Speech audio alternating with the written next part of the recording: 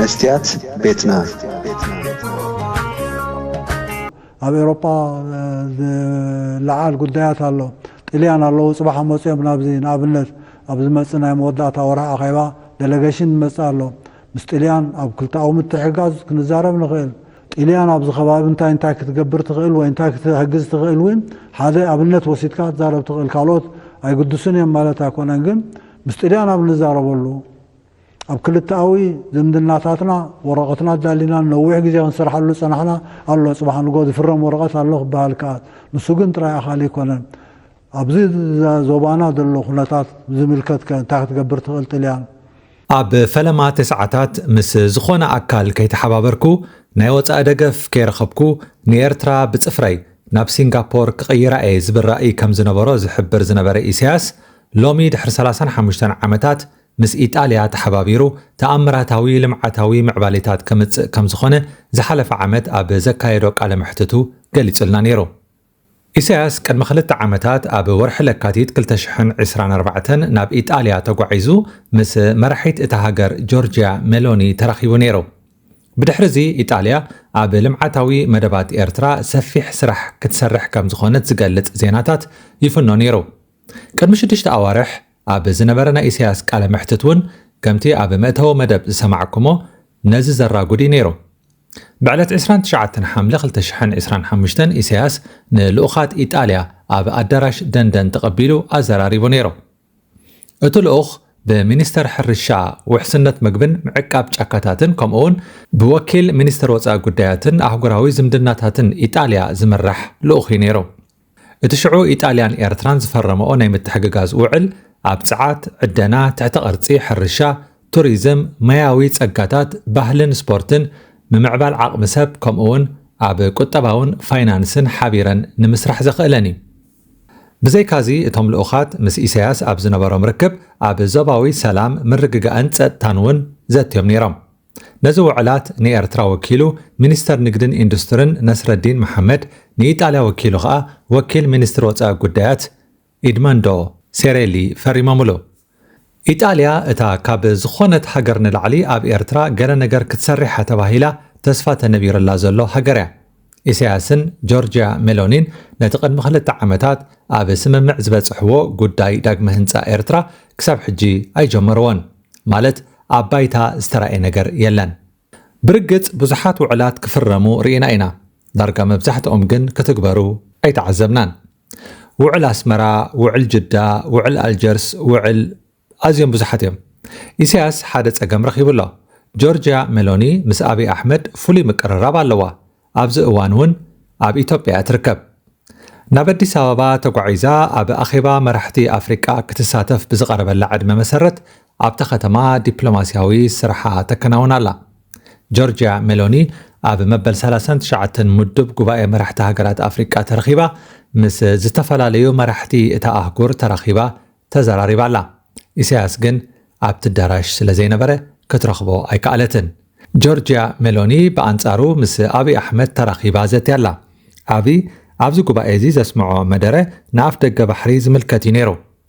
ንሱ ኢትዮጵያ ብሰላማዊ መገዲ ውሑስ ተበጻሕነት ወደብ ባሕሪ ምርግጋጽ መሰረታውን ዘይሕለፍን ጉዳይ ምዃኑ ብጽኑዕ ድሕሪ ምግላጹ ኣብ ዓውዲ ኣቪዬሽን ቴሌኮምን ትሕቲ ቅርጽን ዝካየዱ ዘለዉ ዓበይቲ ፕሮጀክታት መሰረተ ልምዓት እታ ሃገር ሙሉእ ብምሉእ ክጭበጡ ተበጻሕነት ወደብ ባሕሪ ኣገዳሲ ምዃኑ ኣመልኪቱ።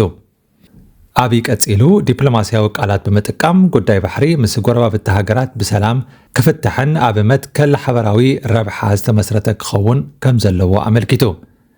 ቀዳማይ ሚኒስተር ኢትዮጵያ ነቲ ከም ዓብይ ኣጀንዳ ሃገሩ ሒዝዎ ዘሎ ጉዳይ ኣፍ ደገ ባሕሪ ንመላእ ኣፍሪቃ ቀዳምነት ሂቡ ዝሰርሓሉ ዘሎ ጉዳይ ከም ዝኾነ እዩ ሓቢርዋ ዘሎ።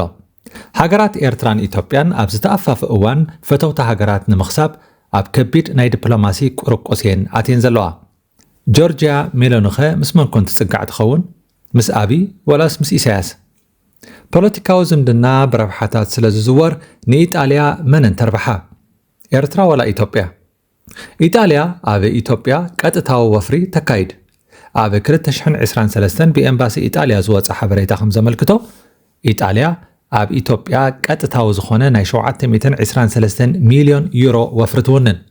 اتوفري بدحر 2023 ون النعبي يمتيو بتوسخي ناي إيطاليا كامبانيتات أب إثيوبيا ناي بليونات دولارات ناي وفر سرحات يكناونا نابنت أب قرب ماين تحت قرصن كنتقص نخل ناي إيطاليا ناي سنه هنصا كامبانيتات أب عابين حداسي ديغا إثيوبيا أب سرح تساتيفنين إيطاليا نهاجرات أفريقيا أب وفري زدقم حدا مدب وي بلان اللوا بز مسرت أب 2025 عام تمهرت طرح إيطاليا أب زتفلاليا هاجرات أفريقيا نيثيوبيا حويسكا أب مدايات ماي حرشا ساعتن تحت قرصن كساب 1.4 بليون يورو نوفري التبابعة እዚኦም እቶም ዓበይቲ ወፍርታት እዮም ብዘይ ካዚ ኢጣልያ ኣብ ኢትዮጵያ ብውልቅን ብማሕበራትን ማእለያ ዘይብሎም ናይ ሓባር ዕዮታት እያ ተሰላስል ናብ ኤርትራ ምስ እንምለስ ኢጣልያን ኤርትራን ኣብ 1996 ንወፍሪ ዝምልከት ሓደ ናይ ትካላት ኣፍልጦ ዘውሕስ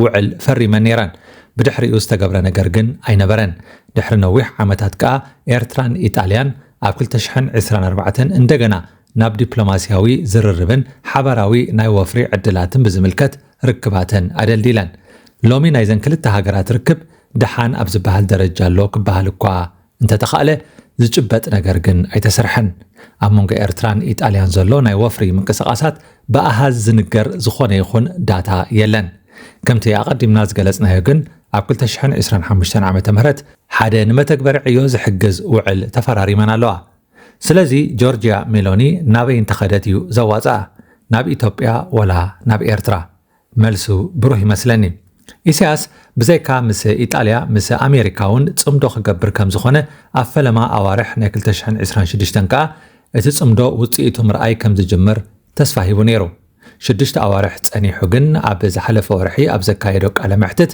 ኢሳያስ እቲ ምስ ኣሜሪካ ዝተሓስበ ጽምዶ ከም ዘይሰለጠ ደላሎ ከም ዝበዝሕዎ ሓቢርና ኣሜሪካ ምስ ኤርትራ ሓቢርካ ምስራሕ ኣጸጋሚ እዩ ኣብታ ሃገር ወፍሪ ምክያድ ኣይከኣልን ኢላ መግለጺ ከም ዘውፀት ይዝከር ምስ ትግራይ ዘሎ ናይ ጽምዶ ምንቅስቓስ ኣብይ ኣሕመድ ናብ ኤርትራ ከይበጽሐ ኣብ ትግራይ ንምኽርዳኑ ዝተሓስበ ናይ ተንኮልን ናይ ኩናትን ጽምዶ ከም ዝኾነ ኩሉ ዝፈልጦ እዩ እሞ ኢጣልያ ናይ ብሓቂ ንኤርትራ ከምቲ ኢሳያስ ዝነገረና ዓብ ወፍሪ ትገብረላ ዶ ትኸውን ክንጽበ ኢና ጆርጂያ ሜሎኒ ክሳብ ናብ ኤርትራ መጽያ ወፍሪ ተካይድ ከይነውሓናን ንዓኹምን ከይንሕዘኩምን መታን መደብና ኣብ ዝኸነጠቓልል ኢና ሕነ ኤርትራ ብልምዓትን ሰላምን ክፍደ እዩ ኢሳያስ ግን ኣብ ዲፕሎማስያዊ ውድቀት ዝኣተወ ይመስል ዲፕሎማስያዊ ንጥፈታትና ዝበሃል ብብቕዓት ንሰርሓሉ ኣለና ዲና ዓብ ምልክት ሕቶ እዩ